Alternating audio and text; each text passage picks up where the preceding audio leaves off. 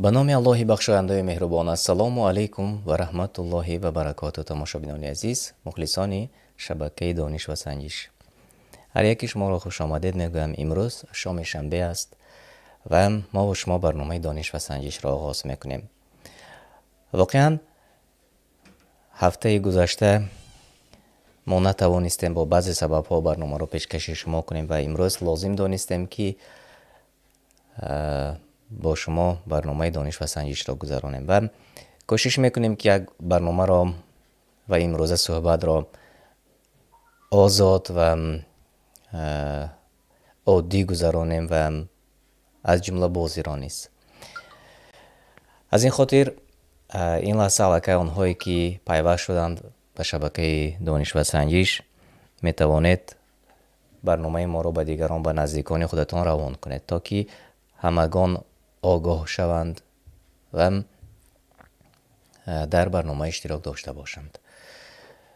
امیدوار هستم که این لحظه ها شما افیر مستقیم ما را تماشا میکنید و اگر که همش خوب باشد نوار صدا زیر چت نوشته کنید و من گیم پین را این لحظه ها به شما نمایش میدهم تا که توانید از خود این لحظه ها داخل به بازی شوید. خب من گیم پین را برای امروز آماده کردم، روی اکران شما میبینید.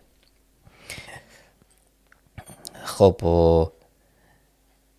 تا آن وقتی که تماشابین زیاد شود البته بازی شوق‌آور می شود و امروز برنامه را ما از دو قسم عبارت است و هر دوی برنامه از استفاده آیت های قرآن است تا که ما و شما توانیم در آیت های قرآنی تفکر کرده باشیم. و خب من این لحظه ها برنامه را در شبکه تلگرام روان میکنم تا که آنهایی که در تلگرام هستند داخل شوند و همچنین در сообщества ها میتوانید поделиться کنید تا که دیگران آگاهی پیدا کنند و داخل به برنامه ما شوند و در برنامه ما اشتراک داشته باشند.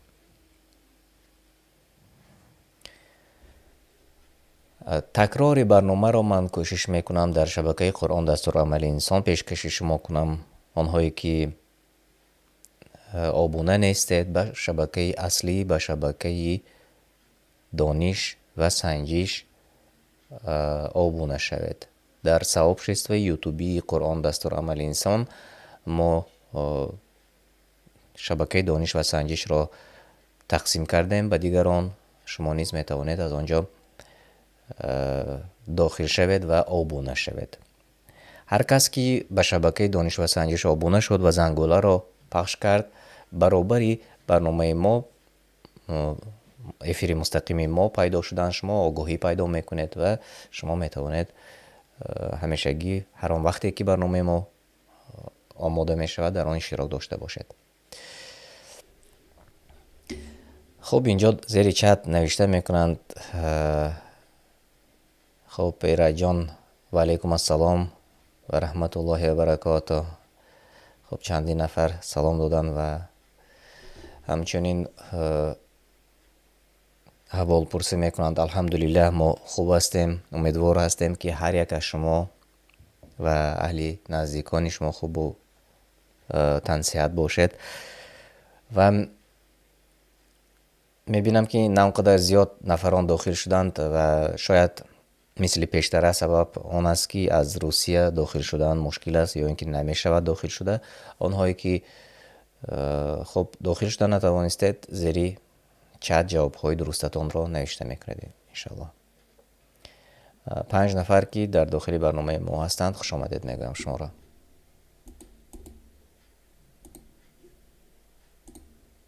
اکران را کلانتر میکنیم.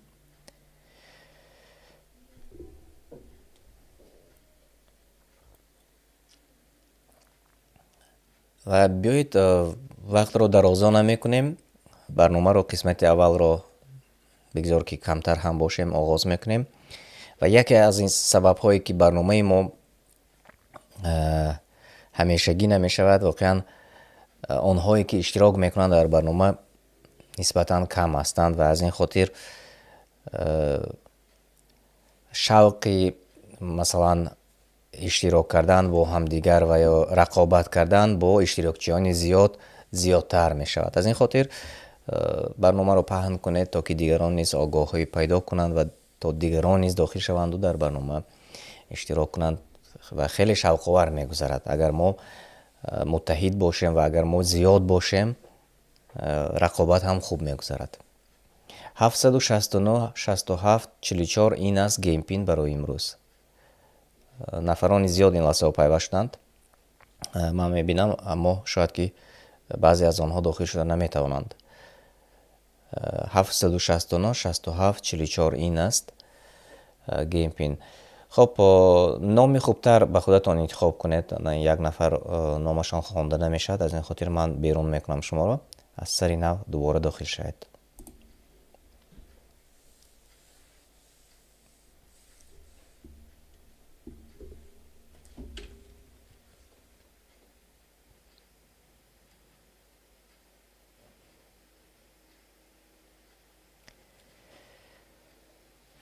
خب تماشابینان عزیز، بیایید آغاز کنیم نباشد قسمت اولی برنامه را.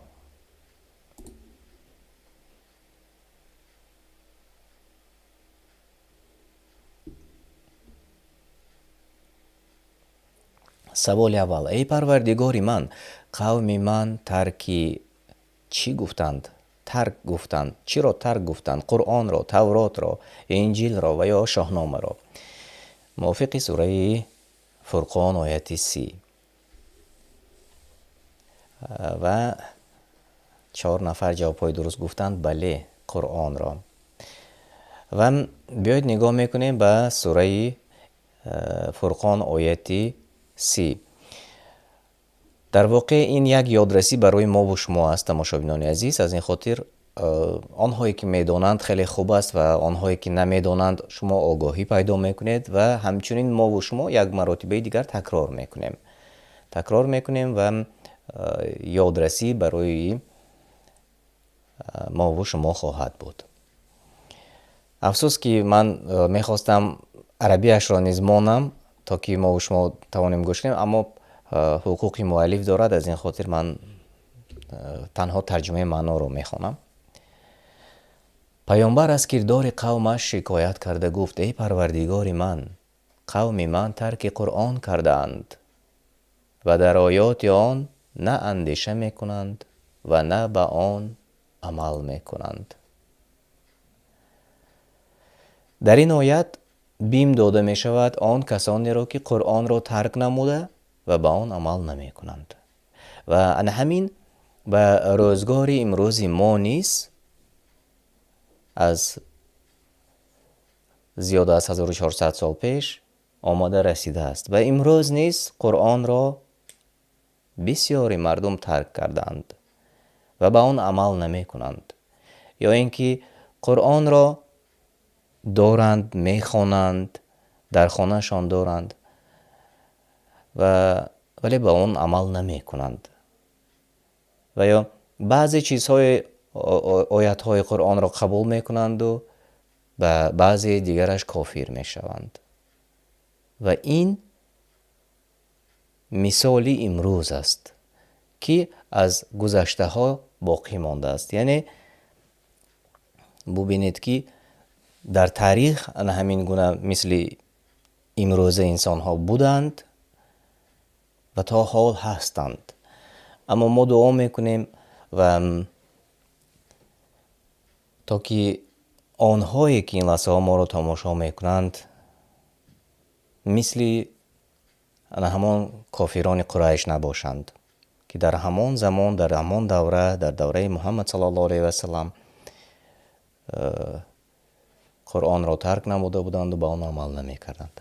و خب 4 نفر جوابهای درست گفتند و ما و شما ترجمه معنا را خوانده گذاشتیم و بیایید دوام میدهیم.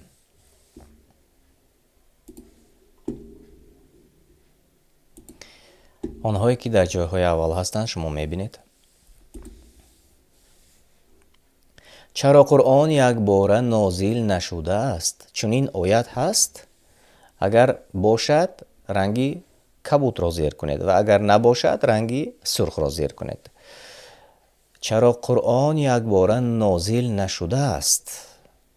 به همین مانند آیت هست. بله، 6 نفر جوابهای درست گفتند. بله، چنین آیت بوده است. و دوامی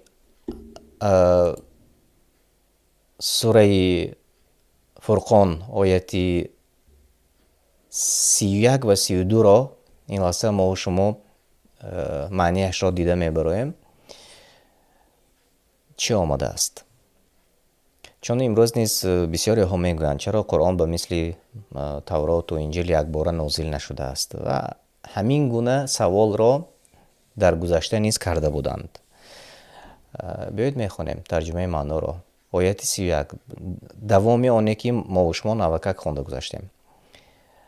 و اینچنین برای هر پیامبر دشمن از بدکاران قومش قرار دادیم و کافی است که پروردگارت رهنما و یاورت باشد.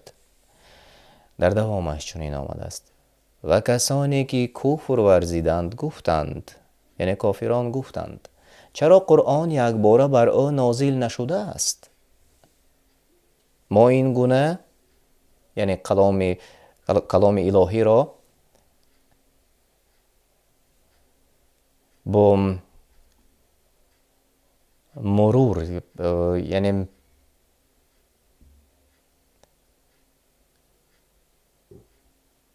ما این گونه کرده ایم تا دلت را به آن آرام و استوار گردانیم و آن را به تدریج بر تو خوانده ایم تا درک و حفظش آسان باشد. این ترجمه معنا بود. اما واقعا وقتی که عربیش را انسان گوش میکند به نهایت دلها آرام مییابد. و یا در ترجمه دیگر چنین آمده است و کافران گفتند چرا این قرآن به مثل تورات و انجیل و زبور بر محمد صلی الله علیه و سلم نازل نمی شود؟ الله در جواب آنها گفت برای آن است که دل تو را به آن استوار سازیم و آن را به آهستگی و ترتیب فرو خوانیم. و واقعا همین گونه آیت بوده است و هر کسی که رنگی کبود را انتخاب کرد جواب شما درست بود و ما دوام میدیم انشالله.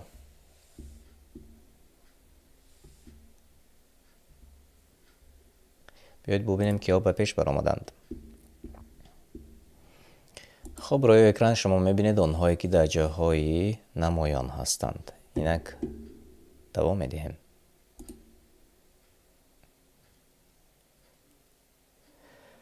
به موسی کتاب دادیم و برادرش مددگارش ساختیم. کی را؟ نام برادر موسی علیه السلام کی بود؟ هامان، جمشید، هارون، الیاس. کدامش درست است؟ به موسی کتاب دادیم و برادرش را مددگارش ساختیم. نامی برادری موسی علیه السلام. خیلی خوب. و 8 نفر جوابهای درست گفتند. بله، هارون را به موسی کتاب دادیم و برادرش هارون را مددگارش ساختیم. موافقی سوره فرقان آیت 36. و میبینیم اکنون که ها در جاهای اول هستند. روی اکران میبینید شما آنهایی که پیش هستند و دوام میدهیم.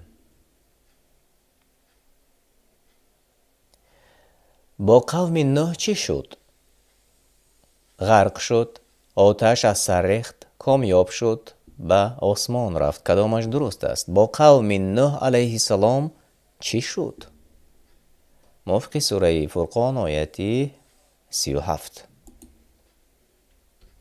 خیلی خوب. و میبینم که آنهایی که پیوست شدند نیز خیلی زیاد هستند و گیم پین 769 67 44 و 7 نفر جوابهای درست گفتند. بله، غرق شد. قوم نوح غرق شد. و بیایید نظر میکنیم به ترجمه معنا. در آیت 37 سوره فرقان چنین آمده است: قوم نوح را چون پیامبران را دروغگو شماریدند غرق کردیم و آنها را برای مردم عبرت ساختیم و برای ستمگاران عذاب در داور آماده کردیم.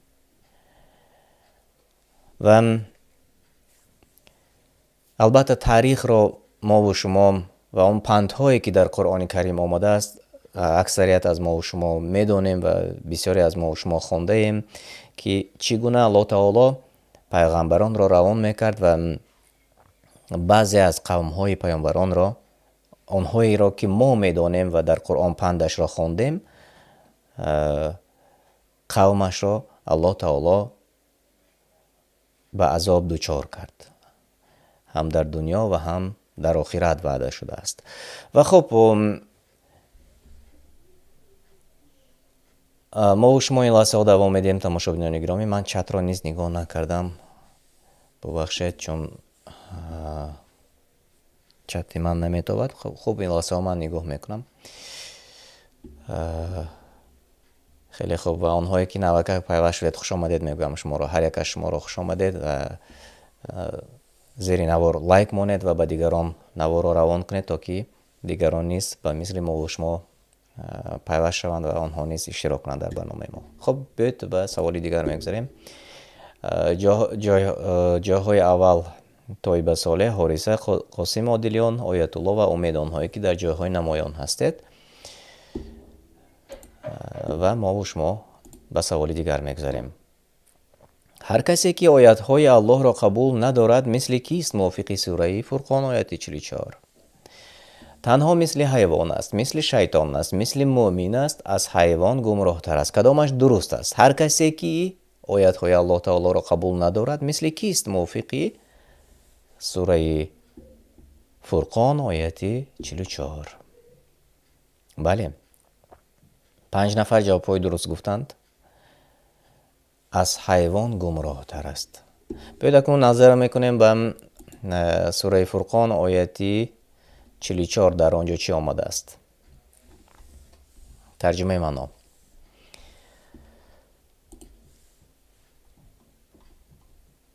یا گمان کرده ای که بیشترینشان میشنوند و میفهمند آیاتهای الله را؟ اینها چون چارپایان بیش نیستند در فهم و تدبر آیاتهای قرآن، بلکه از چارپایان هم گمراه ترند. تفسیر بغوی. ببینید که الله تعالی چی گفته است. آنهایی که در آیاتهای قرآن کریم اندیشه نمی کنند و یا آیاتهای قرآن کریم با آیاتهای قرآن کریم کافر شدند یا با بعضی آیاتهای قرآن کریم کافر شدند، برای آنها الله تعالی اینجا مسئله خوب گفته است. آیا گمان کرده ای که بیشترینشان میشنوند و میفهمند؟ سوال در دوامش: اینها چون چارپایان، یعنی چون حیوان هستند، بلکه از حیوان هم، بلکه از چارپایان هم گمراه ترند. در نظر کی را داشته شده است؟ مشاهدان گرامی، خودتان این لحظه یک تفکر کنید. امروز ما و شما بسیاری ها را میبینیم که بر ضد کلام الله مبارزه میبرند و آنها را هیچ کس حتی نام هم نگیرد. الله تعالی الکی آنها را از چارپایان هم در فهم گمراه تر گفته است. الله تعالی یعنی بعضی خودشان را عالم میتراشند یا اینکه دانشمند میتراشند، اما الله تعالی آنها را گفته است که شما نه دانشمند هستید نه عالم هستید. آنهایی که قرآن را دروغ یا اینکه بعضی آیات ها را با بعضی آیات ها کافر شدند، آنها را از حیوان هم گمراه تر گفته است خدا الله تعالی. از این خاطر اینجا باید که انسان در آیات های قرآن اندیشه کند.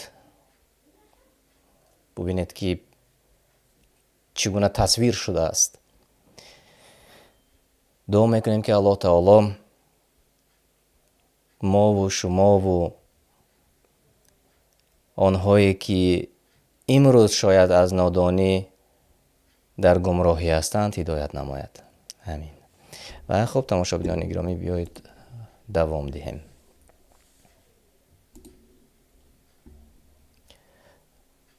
آنهایی که در جاهای اول هستند شما میبینید و ما دوام میدیم.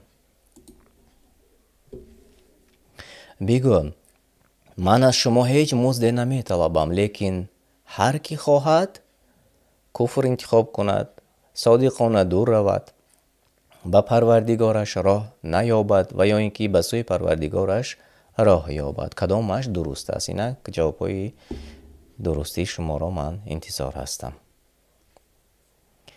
بگو من از شما هیچ مزد نمیطلبم، اما هر کی خواهد کدامش درست است؟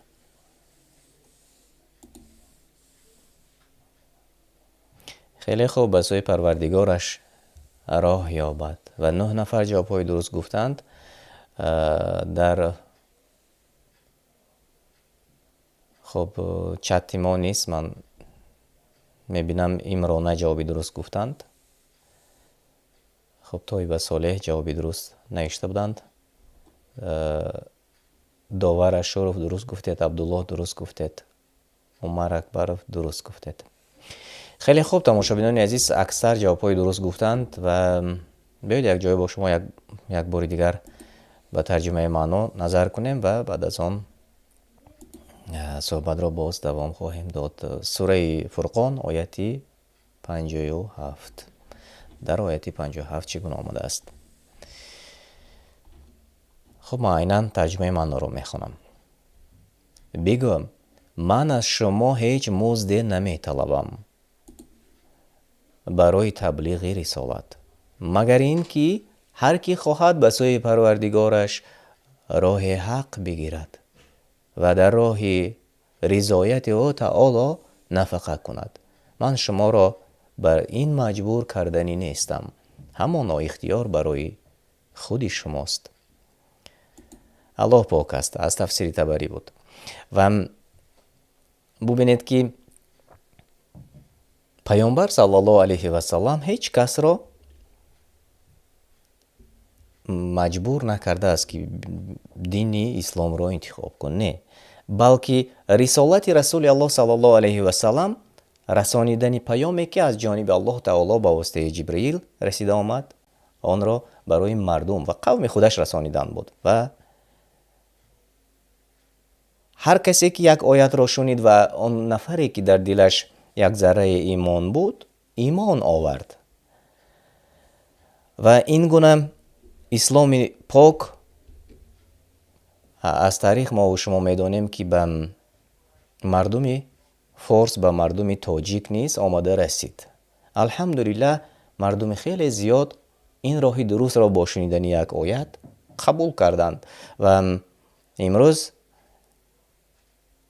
پیرو دینی مبین اسلام خودشان هستند. و بسیاری دیگرشان را ما میبینیم که از بخاطر دینشان مثل که در تاریخ گذشته بود به دیگر دولت ها هجرت کردند، چون در دولت های خودشان بالایشان سختی ها می شود و تمام ارکان اسلام و ارکان ایمان را برای اجرا کردن مانع ها می شود. از این خاطر دولت های خودشان را از دولت های خودشان هجرت کردند به دیگر جاها.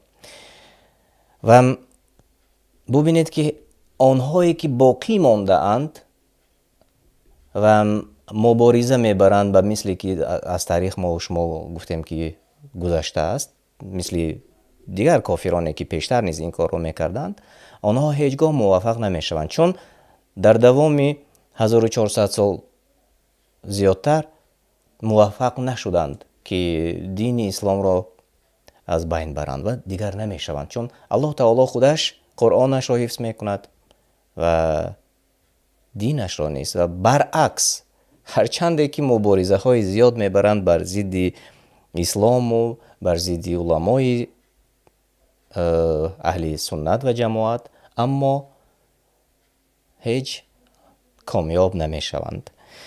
و این وعده الله تعالی است و این حقیقت است و از حقیقت را چنانه که مثالهای عادی خودی ما است با دامن آفتاب را پوشیده نمیتوانیم.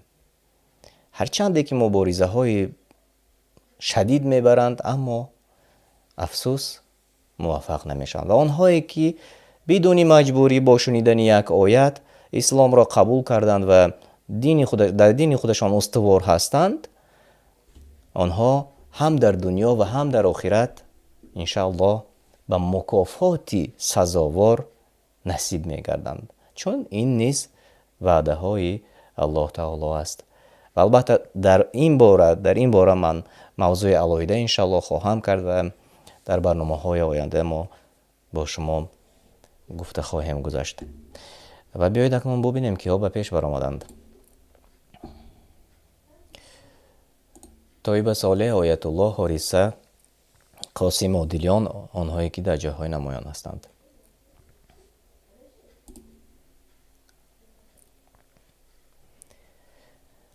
الله زمین را در 6 روز آفرید و سپس بر عرش قرار گرفت، سپس بر همه مکانها قرار گرفت، بعد از آسمان فرامد. نمیدانم کدامش درست است. موافقی سوره فرقان آیت 59. الله تعالی زمین را در 6 روز آفرید و دوامش چی است؟ کدامش درست است؟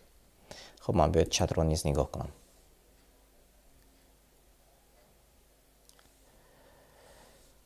خب آنهایی که عمر اکبر جوابتان درست بود. خب قرآن کریم درست گفتید. طیبه صالح درست گفتید. خیلی خوب. اسمت الله، حاجی معطوف بله درست، عبدالله درست گفتید. خب بیایید اکنون نظر میکنیم به سوره فرقان آیت 59. در ترجمه معنا چی آمده است؟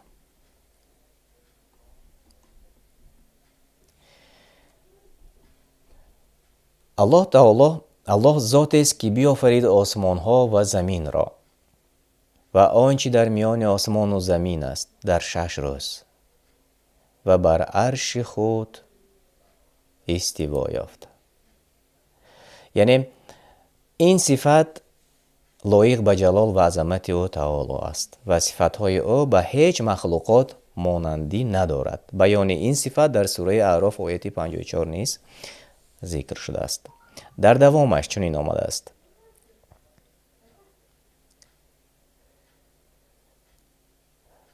اوست الله مهربان و درباره او تعالی پیامبر از کسی بپرس که آگاه باشد. یعنی به ذاتی پاک الله تعالی داناست، خود او تعالی است و میداند صفتهای بزرگی خود را و هیچ کسی داناتر به الله تعالی از بنده و فرستاده او محمد صلی الله علیه و سلم نیست. و این بود ترجمه معنا تماشابینان عزیز. و 8 نفر جوابهای درست گفتند. همگی 2 نفر جوابهایشان نادرست بود. و بیایید اکنون ببینیم قسمت خوبی برنامه ما آماده رسید. کیها جاهای خوب را سزاوار شدند. جای سیوم حارثه مبارک باشد. جای 2 نصیبی آیت الله گردید مبارک باشد. و جای اول نصیبی طیبه صالح مبارک باشد. همچنین قاسم عادلیان و آمینه نیز در جاهای نمایان بودند. شما را نیز صمیمانه تبریک میکنم. این قسمت اولی برنامه ما بود تماشابینان گرامی و من تشکر میگویم با آنهایی که اشتراک کردند و جاهای نمایان را سزاوار شدند. واقعا یک قوه آزمایی خوب بود بین ما و شما، یک مسابقه به نهایت جالب هم هست و انشالله من امیدوار هستم که شما برنامه را به دیگران تقسیم میکنید تا که دیگران نیز در آینده اشتراک کنند و هر وقتی که چون که من گفتم از این پیش ما که زیادتر شدیم باز هم شوق‌آورتر خواهد گذشت. اینک من قسمت دیگری برنامه رو این لحظه ها آماده میکنم تماشابینان عزیز و ما و شما میتوانیم در قسمت دیگری برنامه نیست اشتراک داشته باشیم. و قسمت دیگری برنامه ما خیلی جالب است. موضوعی من به نهایت دوست می‌دارم، موضوع توبه است. چون درباره توبه آیات‌های بسیار نازل شده است و حتی یکی از سوره های کلان نامش توبه و یا براءت است. ما و شما میدونیم و یکی از سوره هایی که به بسم الله آغاز شده است سوره براءت و یا توبه است. و خب مشاهدین عزیز، اینک گیم پین را من واسه روی اکران نشان میدم تا که داخل شوید به بازی و قسمتی دیگر را نیز آغاز کنیم. 241 74 65 مرحمت.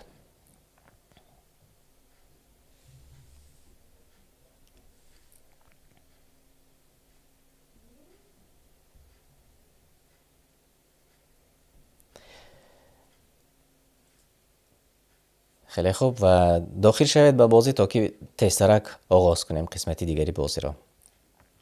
در واقع این قسمت به نهایت شوق آور است و بسیار معلومات خوب را نیز ما و شما خواهیم گرفت انشاءالله. امیدوار هستم.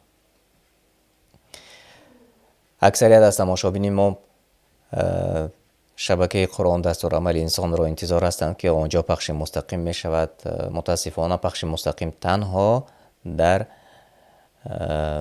شبکه دانش و سنجش است. از این خاطر به شبکه دانش و سنجش آنهایی که آبونه نشدند آبونه شوید و توصیه دهید به دوستانتان، آنهایی که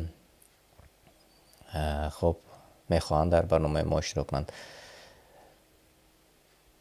خب یک تماشابین ما، من نام شما را خوانده نمیتوانم، از این خاطر من خواستم که شما نام خودتان را عوض کنید و یک بار بیرون کردم شما را باز عوض نکردید. یک تخلصی که خوانده شود آن را برای دیگران نیز معلوم تخلص انتخاب کنید به خودتان. تشکر برای فهمیشتان. خیلی خوب و من میبینم که 11 نفر این لحظه ها داخل هستید در برنامه ما و ما بیایید قسمتی دیگر را آغاز کنیم. خب انتظار میشیم تا تماشابین ما یک بار دیگر درآیند، چون من بیرون کرده بودم. خب امیدوار هستم که آغاز کنیم. 100 نفر زیادتر تماشا دارند اما 13 نفر داخل برنامه هستند و اگر همه گوید آغاز کنیم آغاز میکنیم و اگر انتظار باشیم و باز دیگر ها نیز میخواهند داخل شوند داخل شود.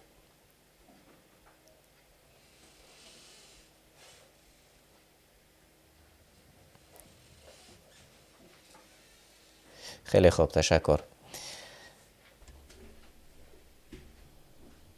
خب بیایید آنهایی که داخل شدن نتوانستید، از میبینم زیاد از 100 نفر تماشا دارید، شما میتوانید دیرتر نیست با نوشته کردن همین گیم پین داخل به برنامه شوید، چون وقت را ما غنیمت دانیم و بازی را آغاز کنیم. آنهایی که داخل شدن نتوانستند دیرتر نیست پیوست شده میتوانید شما انشاءالله. بسم الله، ما آغاز میکنیم.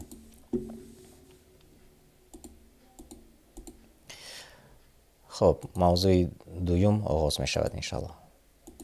سوال اول: الله تعالی کدام خطا را می بخشد؟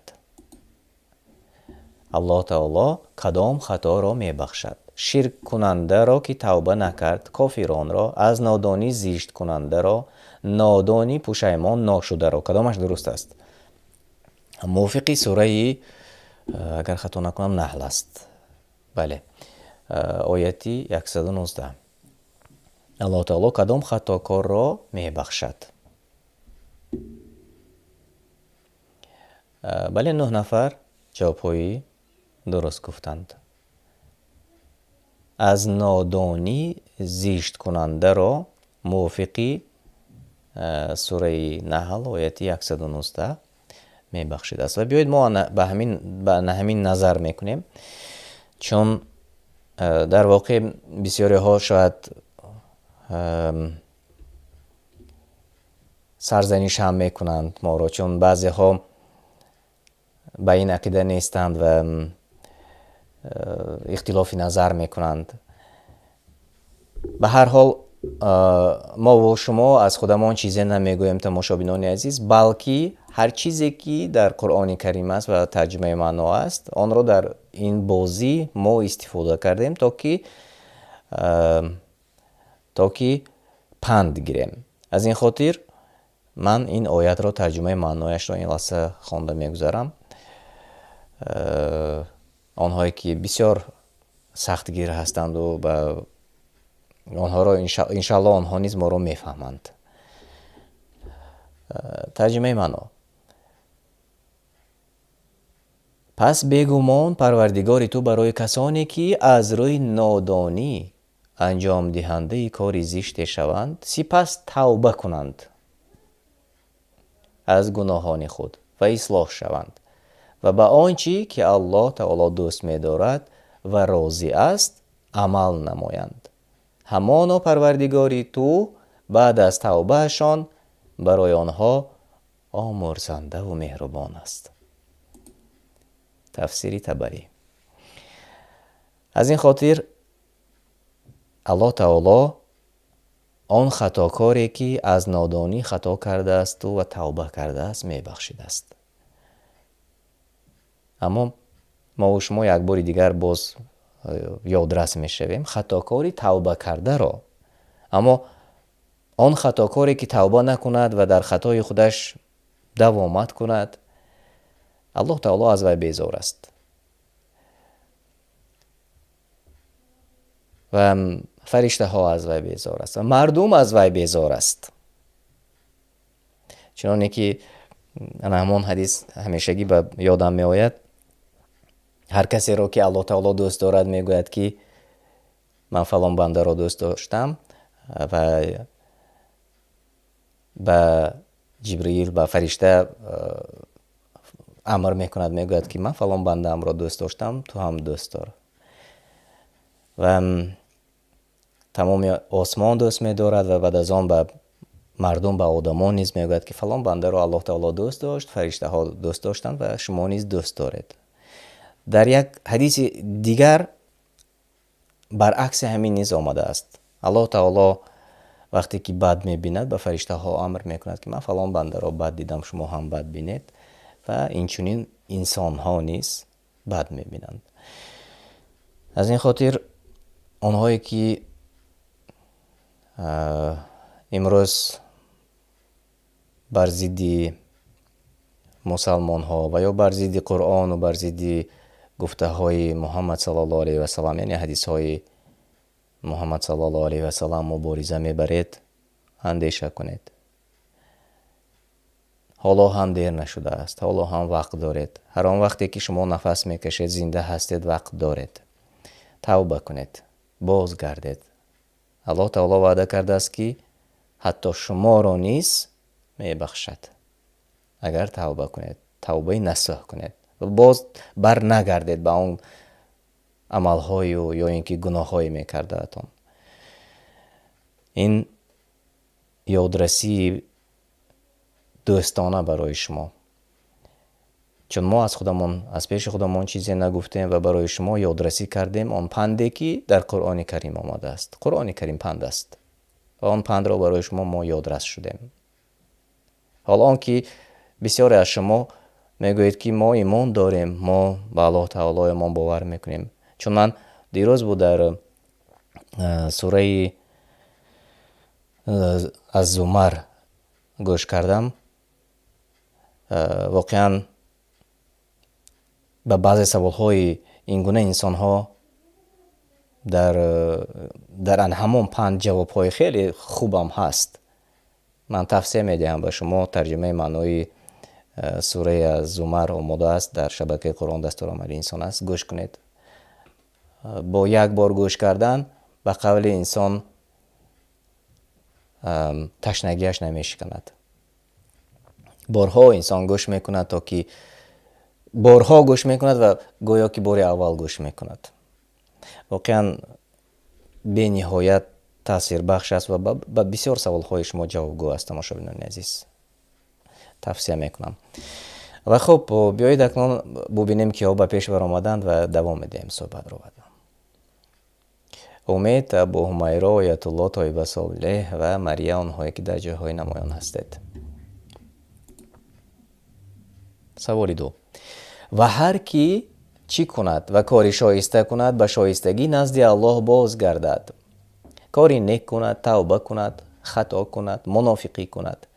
ва ҳар кӣ чӣ кунад ва кори шоиста кунад, ба шоистагӣ назди Аллоҳ боз гардад.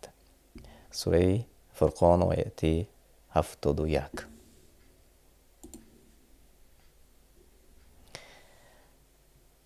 бале, 5 нафар ҷавобҳои дуруст гуфтанд. ҳар кӣ тавба кунад ва кори шоиста кунад, ба шоистагӣ назди Аллоҳ боз гардад. биёед нигоҳ мекунем сураи Фурқон ояти 71-ро дар тарҷумаи маъно чӣ омадааст.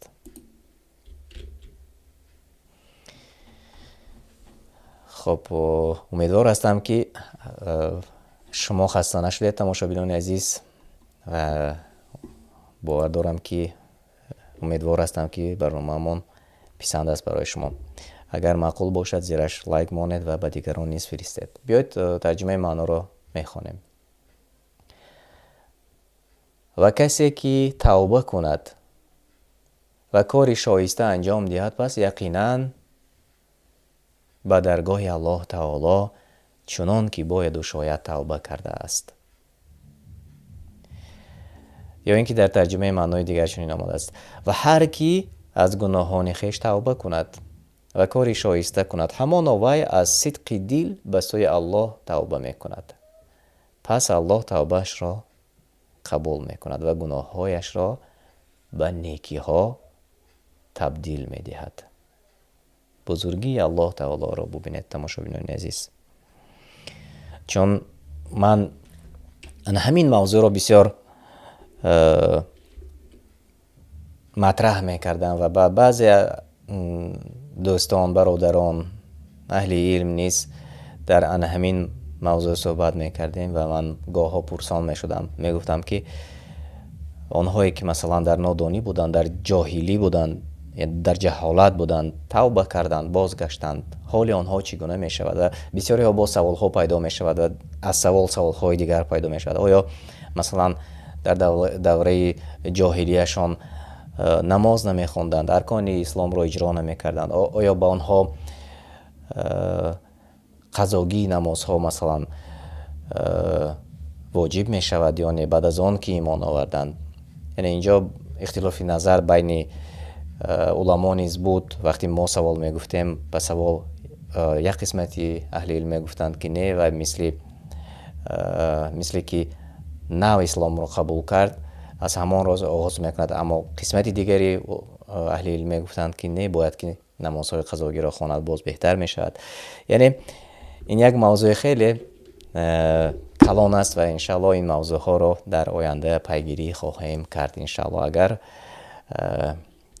умр вафо кунад, иншаалло барномаҳои мукаммал ва васеъ хоҳем кард.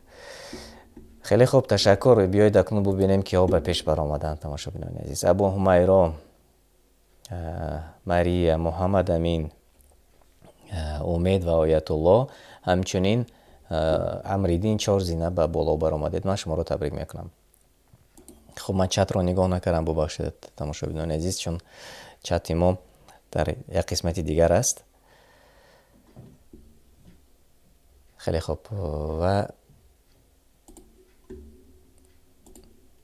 саволи 3. онон ки корҳои бадро анҷом медиҳанд, сипас тавба мекунанд, уламо чиро дар назар доранд?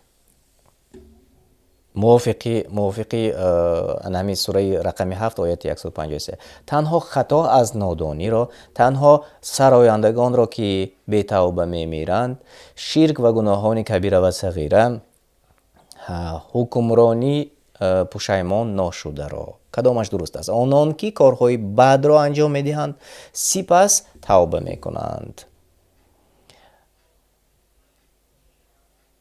хуб, ҷавобҳои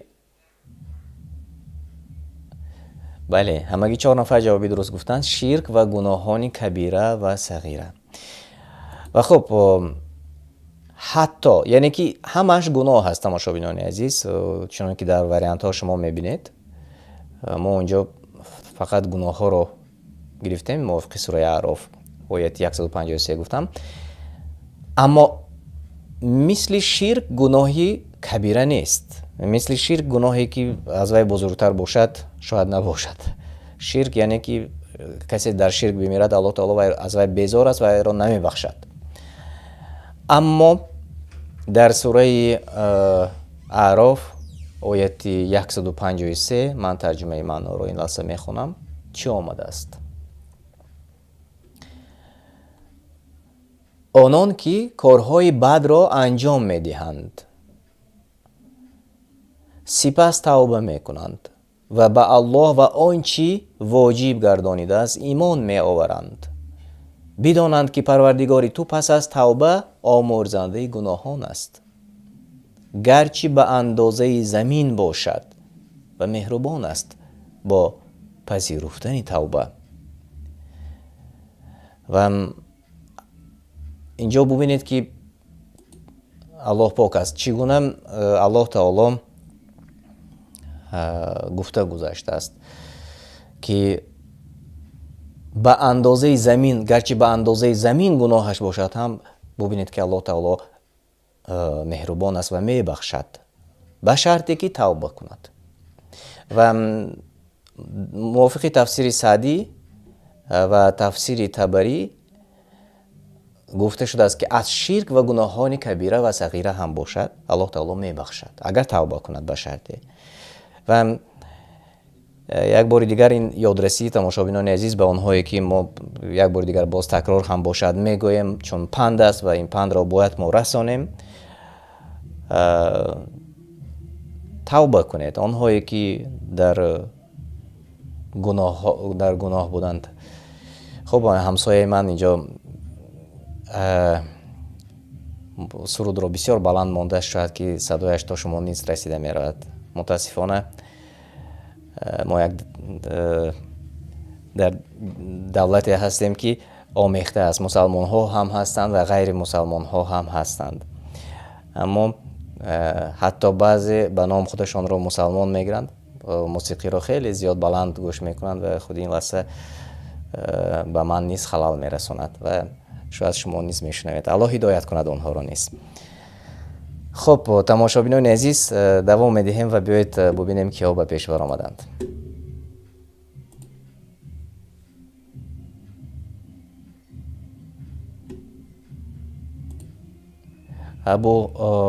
خب مریا، ابو حمیرا، محمد امین و حارثه آنهایی که در جاهای نمایان قرار دارد. من شما را صمیمانه تبریک میکنم.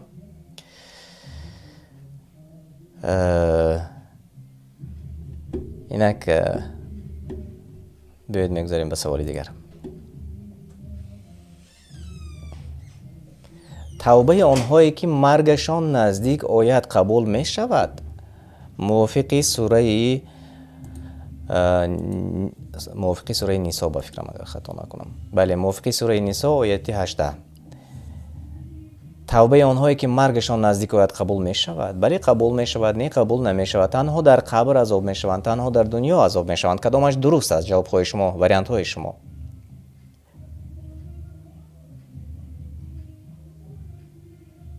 اینک همه جواب های خودشان را گفتند و بله 9 نفر جواب های درست گفتند. نه قبول نمی شود. من پیش از آن که به همین تفصیلی همین گفته ها گذاریم، آیت گذاریم،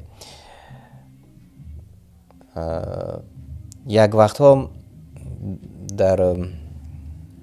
وقتی در رادیوی از امروز کار میکردم برنامه رمضانی داشتیم و آنجا حدیث ها رو میخوندیم، اما به معنیش و یا به صحیحیت آن اهمیت نمیدادیم و هر چیزی که مثلا به زبان تاجیکی یافته میتوانستیم آن رو میخواندیم تا که دیگران پند گیرند گفته.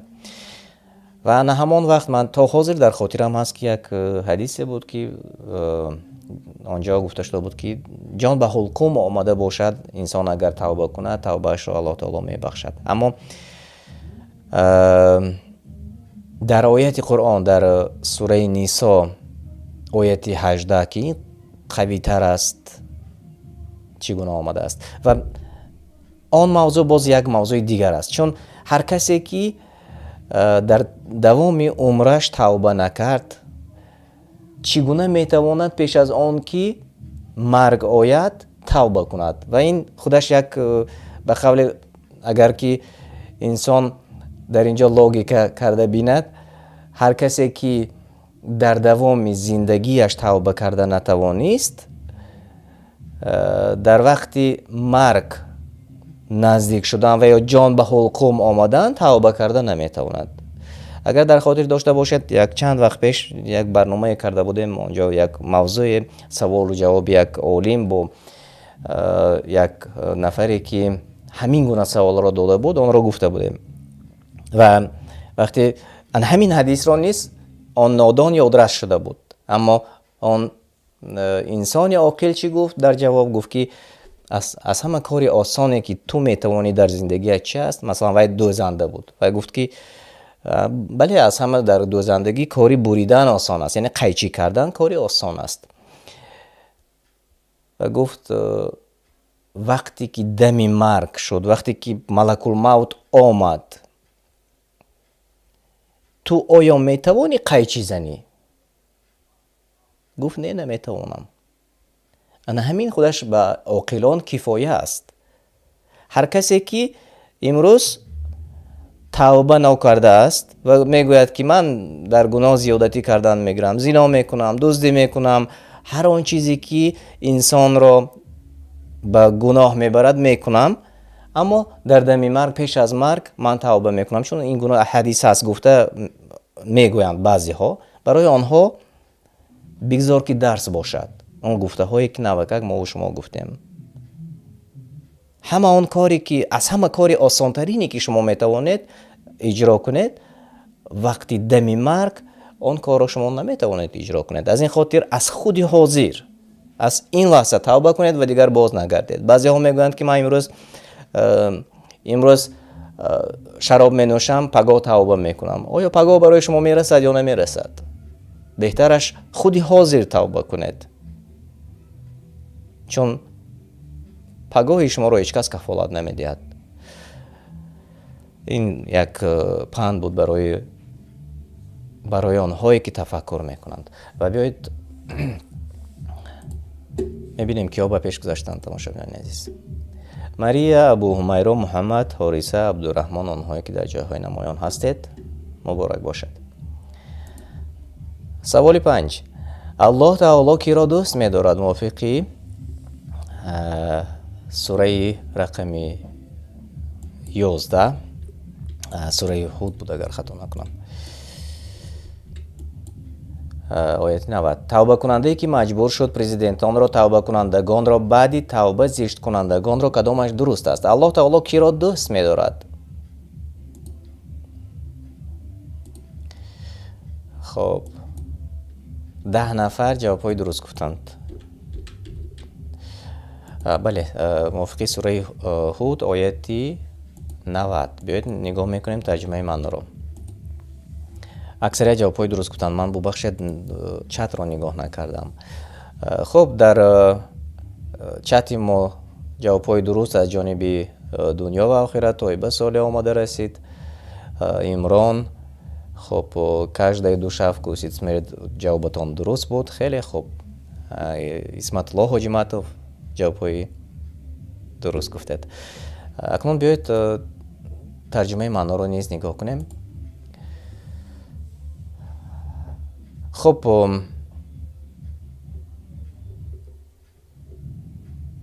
خیلی خوب.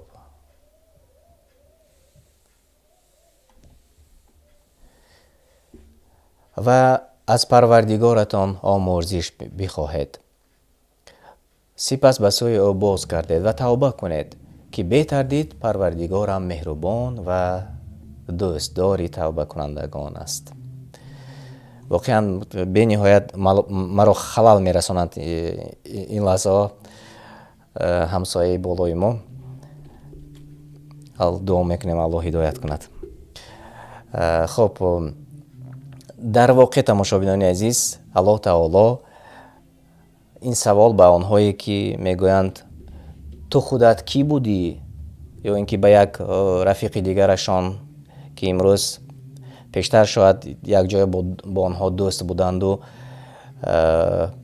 در همه کارهای زشت با هم بودند و امروز آن دوست می رود به نزد دیگر دوستش و میگوید که بیا اکنون راه راست این است، رسالت پیامبر صلی الله علیه و سلم این بود و من این پند را برای تو میگویم، بیا دوستی من بازگرد توبه کن. و میگوید تو خودت کی بودی که چی شدی. این بسیار پهن شده است و در جاهای ما و مردم همزبانهای ما همین عباره را بسیار استفاده میکنند. اما الله تعالی چی گفته است در سوره هود آیه 90؟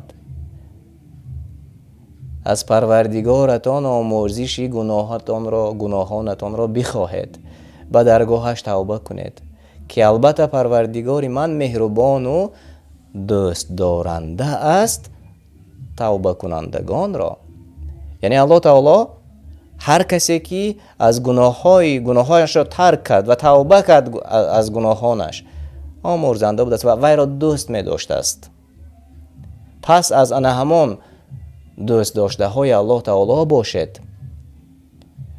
آنهایی که مثلا میگویند که نه من گناه هم زیاد شده کن، دیگر بعضی ها همین خیلی هم میگویند و هستند بین ما، گناه هم زیاد من دیگر کرده گشته میگرم و نمیدونم چقدر دیگر عمرم مونده است. الله تعالی میگوید که خودی حاضر توبه کنید و الله تعالی شما را دوست می‌دارد، دوست خواهد داشت. از این خاطر الله تعالی هدایت کند به راه راست ما و آنهایی که این گونه اندیشه ها دارند، اندیشه هایی که ما در بالا گفته گذاشتیم نوکک. خب تماشاگران گرامی، بیایید میگذاریم به سوالی دیگر. الله تعالی توبه 3 تن انصاری را که در غزوه تبوک بود ببخشید.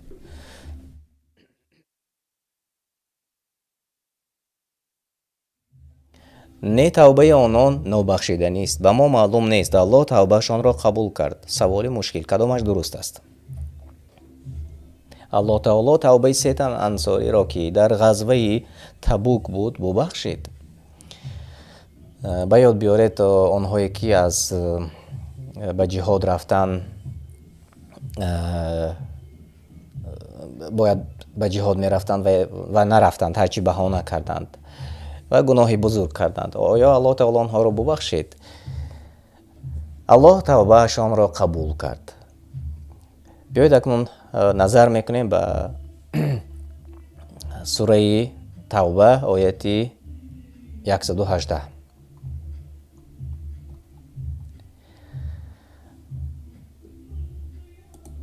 و نیز الله تعالی پذیرفت توبه آن 3 تن از انصاری ها را که از جنگ خانه‌نشینی کرده بودند تا آنگاه که زمین با همه کشادگیش بر آنها تنگ شد. یعنی همه از آنها رو گردانده بود و جان در تنشان نمی غنجید به سبب عقب نشینیشان از جنگ و خود دانستند که جز الله هیچ پناهگاهی ندارند که پناهگاهی ندارند که به آن روی آورند. پس الله توبه آنها را پذیرفت تا به او باز آیند که توبه پذیر و مهربان است. یعنی آن وقت آنها گناهی بزرگ کردند. یعنی موافقی تفسیرها و موافقی گفته های تاریخی درباره کعب ابن مالک، هلال ابن امیه و مراره ابن ربیع سخن می رود. آن 3 نفر عقب نشینی کرده بودند و همگان از آنها روی گرداندند. حتی رسول الله صلی الله علیه و سلم با آنها صحبت نمی کرد و آنها خودشان را بسیار در تنگی حس کرده بودند و الله تعالی با مهربانیش حتی همانها را نیز ببخشید. و 11 نفر جوابهای درست گفتند. تماشاگران عزیز، اینک بیایید ببینیم که آب پیش برآمدند. мария абу ҳумайро, муҳаммад, қосим одилиён ва ҳориса онҳое ки дар ҷойҳои намоён ҳастед, табрик мекунам шуморо. ва саволи ниҳоӣ: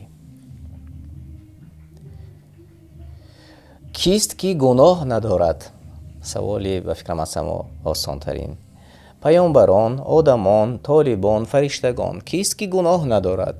аз он вариантҳое ки шумо мебинед. хуб, биёед бетафсил инро ҷавобашро мо ва шумо иншааллоҳ мегӯем.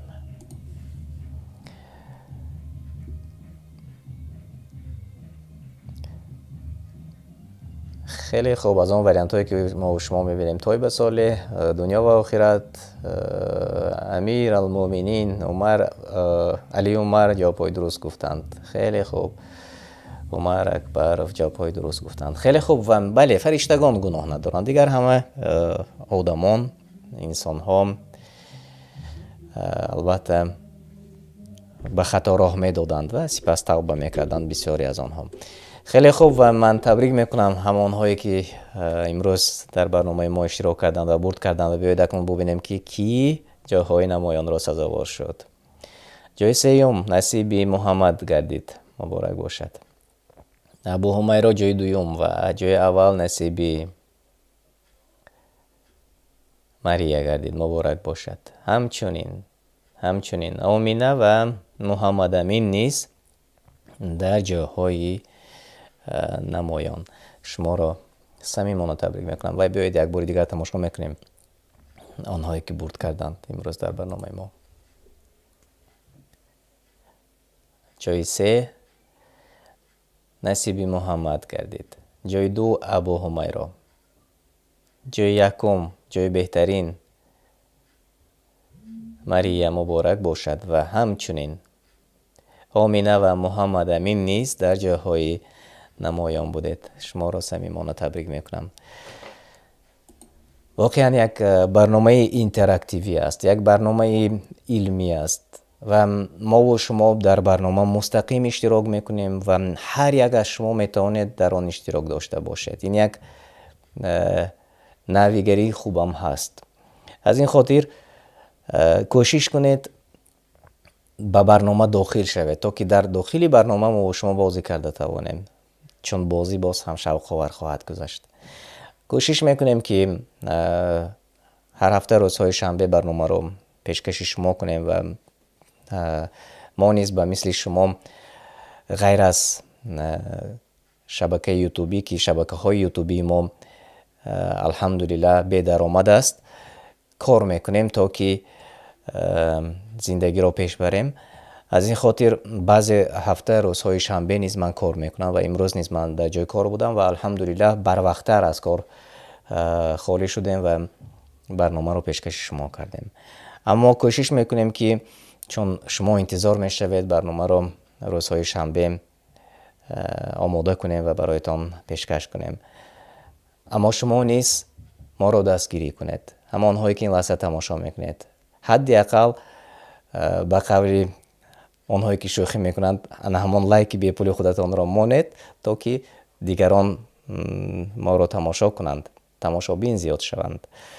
و باز یک چیزی که شما از دستتان می آید، هر یک از شما 10 نفر مثلا دوست دارید، خویشاوند دارید و آنها را روان کنید.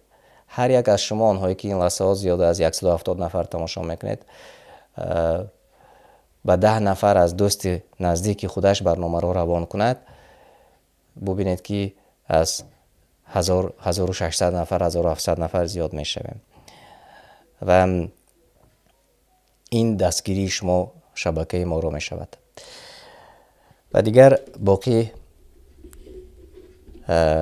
شما را به در پناه الله تعالی می سپارم. الله تعالی شما و اهل پیوندانتان را حفظ کند تا واخوری های آینده با شما خیر و خوش میکنم و انشاءالله من پس از چند لحظه یک ترجمه معنای سوره را برای شما در همین شبکه دانش و سنجش پیشنهاد میکنم، میتوانید تماشا کنید. انتظار باشید، من یک ترجمه معنای سوره را بعد برنامه برایتان تقدیم میکنم. خانه آباد و سربلند باشید و السلام علیکم و رحمت الله و برکاته. تماشاگران عزیز.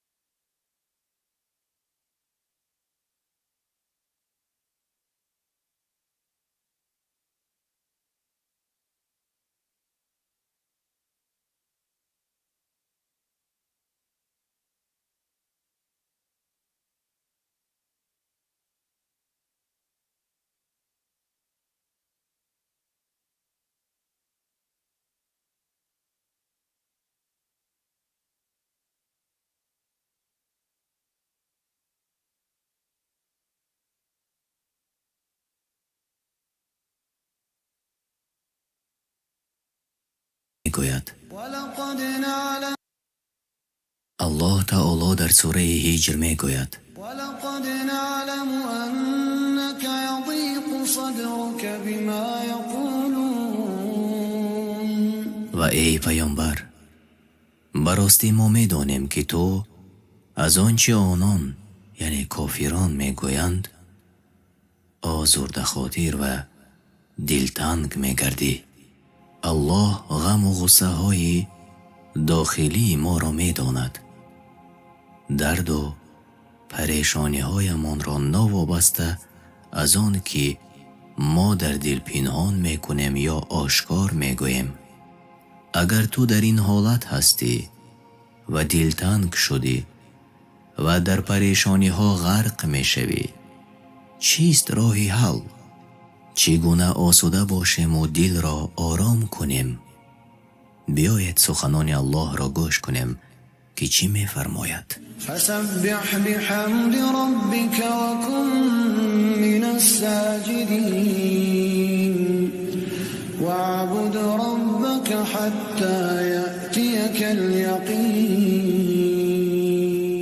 پس با پاکی یاد کن پروردگارت را هنگام فراگیری غم و اندوه و از زمره سجده کنندگان یعنی نمازگزاران باش و تا هنگامی که مرگت فرا می رسد پروردگارت را پرستش کن. امام نصفی می گوید ذکر و سجده همیشگی پریشانی را از تو دور می کند و قلبت را آرام می سازد. در حالتی که روحان ناآرامی الله را فراموش نکن، چون که با یاد الله دلها آرام می گیرد. پروردگارت را حمد و ثنا خوان، بگو سبحان الله و بحمده.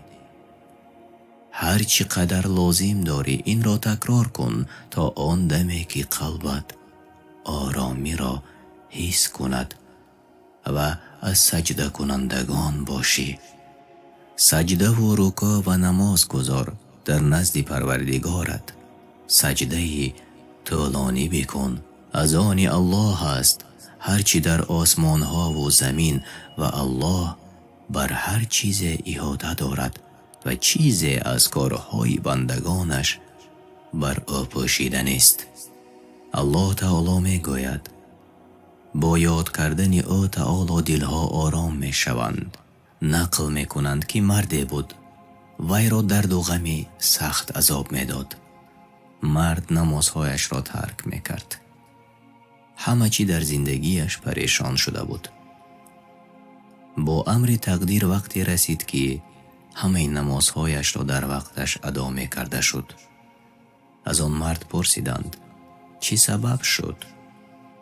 در جواب گفت من در مدت طولانی آن را جستجو می کردم که تواند درد و اندوه مرا بشنود. الله شنوا و بیناست. از این را من در یک روز 5 مراتب به او مراجعت می کنم. این مرد آرامی و کامیابی را در نمازها دریافت. برادر و خواهرانم، شما باید به الله از ناآرامی و ناکامی هایتان شکایت کنید. به الله مراجعت کنید و به این خاطر برای من خواندن نمازها داده شده است. الله تعالی ما و شما را از آن نگه دارد که غیر او از کسی دیگر بپرسیم. الله تعالی می گوید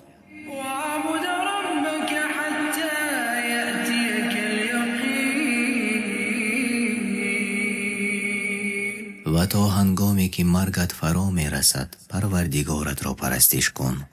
یعنی الله تعالی می گوید تا آن دمی که مرگمان می رسد از راه انتخاب کرده امان باز نکردیم و تا آن دمی که ما و شما در این راه مستحکم باشیم الله تعالی برایمان کمک می کند.